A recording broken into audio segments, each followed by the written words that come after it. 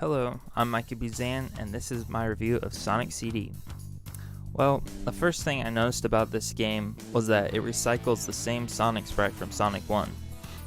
The first thing I noticed that separates it from the Genesis entries would be Sonic's fastest running animation, which looks like a figure 8. I personally think this is the most awesome running animation for Sonic ever. I mean, have you ever seen anything like this in any other Sonic game? Because I never have. The story takes place on Little Planet, a beautiful planet where the rules of time can be broken. Dr. Robotnik abuses Little Planet's time travel properties by setting up his robot empire in the past, which in turn creates a future dystopia. There are 3 time zones in each level: past, present, and future, and Sonic can travel to the past or future by touching a past or future sign and then running so fast that little blue sparks start shooting out of him. If those little blue sparks keep shooting out of Sonic for long enough, Sonic will break the time barrier and enter a new time zone. At the time of Sonic CD's release, video game players had never experienced anything like Sonic CD's in-game time travel mechanic, which altered the level's design, graphics, and music before the player's very eyes. There's 2 ways to play this game: speeding through the levels and beating the disappointingly easy boss fights, or exploring every inch of the level in the past zone in order to destroy the robot generators and thus create a good future. Finding these generators adds a whole new layer of depth to the gaming experience. Some of these levels can be beaten in less than a minute by simply holding the control stick to the right. However, finding these generators in the later levels can be very time consuming. In fact, Sonic CD is the only Sonic game where I've ever had to worry about the time limit taking a life. I got it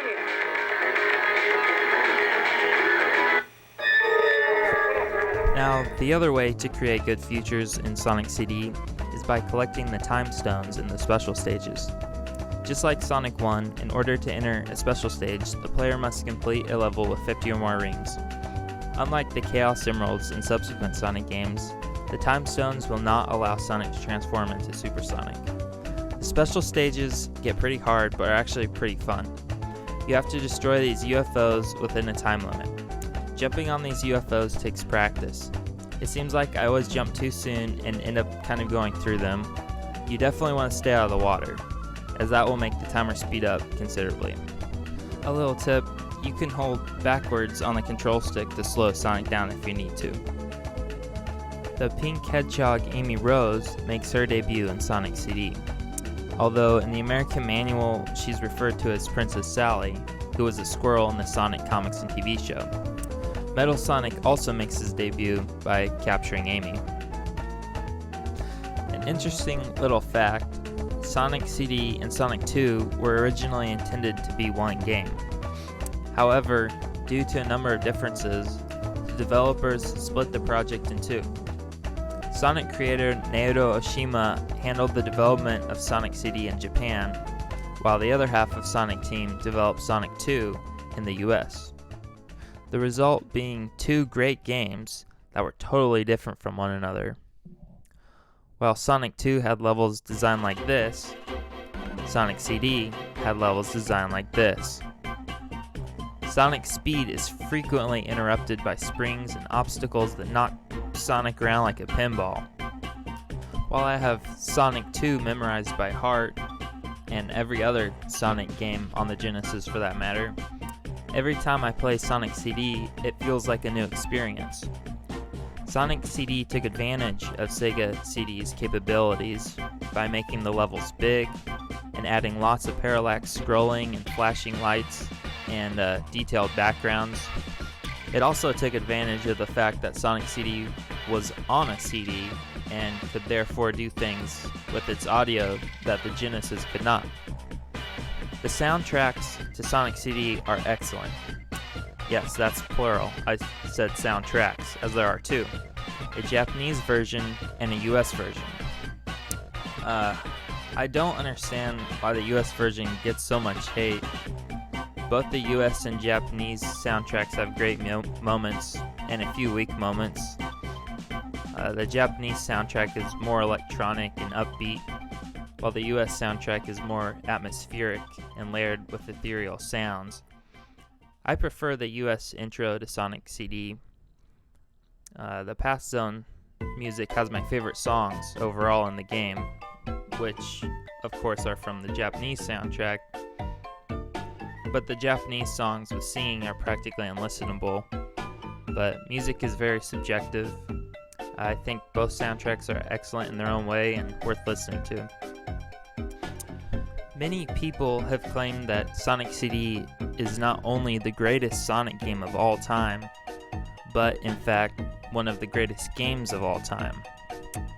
Now, having grown up playing the Genesis games, I might be a little biased considering I didn't play Sonic CD until fairly recently.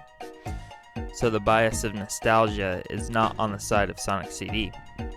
But honestly, while I do enjoy playing Sonic CD and even consider it to have higher replay value than the other Sonic games, I'm not completely blown away by it. Frankly, this game was a little overhyped for me. I mean, seriously, let's be serious here. I don't think this game is an overall better game than Sonic 1, 2, 3, or Sonic and Knuckles. Of course, everyone has different opinions and experiences, and that's okay. The time travel mechanic in Sonic CD is awesome, and the huge levels lend themselves to repeated exploration. But I think the game designers got a little carried away with some of these level designs. I mean, whoever thought up Wacky Workbench is just cruel. For me, Sonic CD is a good Sonic game with a great concept and iconic music, but half the levels play more like a maze rather than a solid platformer.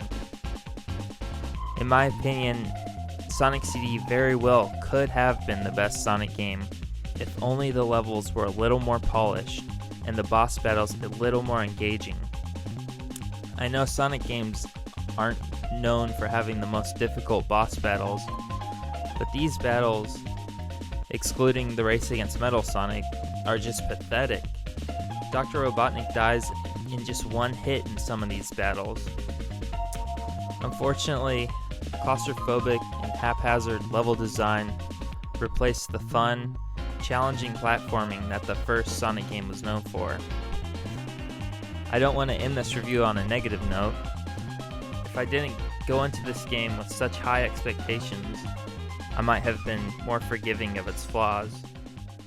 I mean, really, considering the time it was released and the fact that Sonic CD is perhaps more relevant among gamers today than at the time of its release, Sonic CD is a worthy Sonic title which deserves to be played by all Sonic fans, or by anyone who wants to play a Sonic game that's just a little bit different from the usual run fast, beat level formula that Sonic games are often criticized for. On a scale of 1 to 10, 5 being average, I'd give Sonic CD a solid 7 out of 10. A good but flawed Sonic game with high replay value if you can get used to some wacky level designs. Check it out. Thanks.